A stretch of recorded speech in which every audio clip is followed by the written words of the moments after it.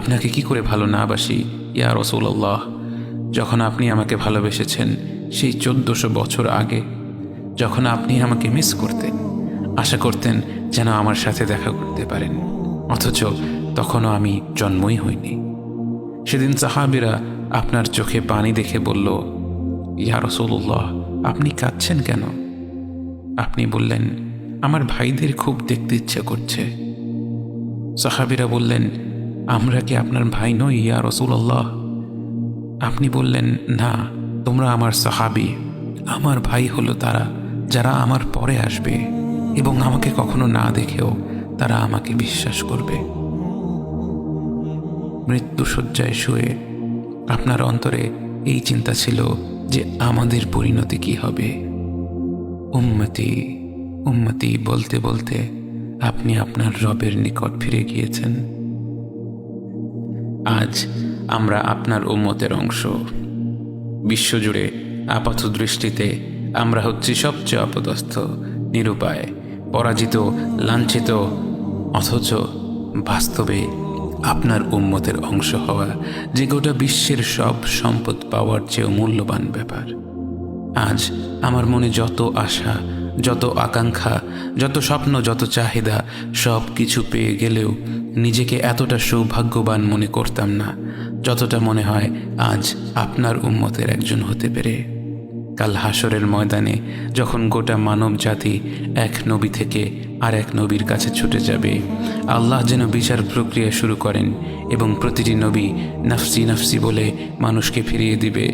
অবশেষে যখন সবাই আপনার সামনে হাজির হবে এবং আপনি গোটা মানব জাতির প্রতিনিধি হয়ে আল্লাহর সামনে সিজদা করবেন, সেদিন আপনার উম্মতের সদস্য হওয়ার পূর্ণাঙ্গ মর্যাদা প্রকাশ পাবে।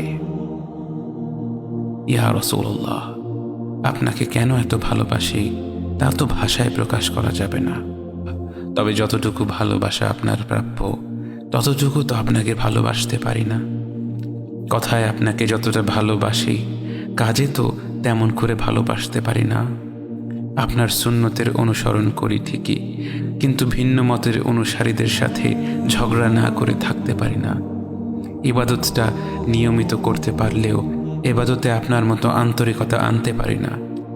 বাহ্যিক বিষয়ে আপনার অনুসরণ করতে পারলেও চারিত্রিক দিক থেকে তো আপনার কাছ থেকে শিক্ষা নিতে পারি না। মুখে আপনার প্রতি সালাওয়াত পেশ করলেও কাজে কর্মে উম্মতে মুহাম্মদ হিসেবে আপনার সম্মানটা রক্ষা করতে পারি না।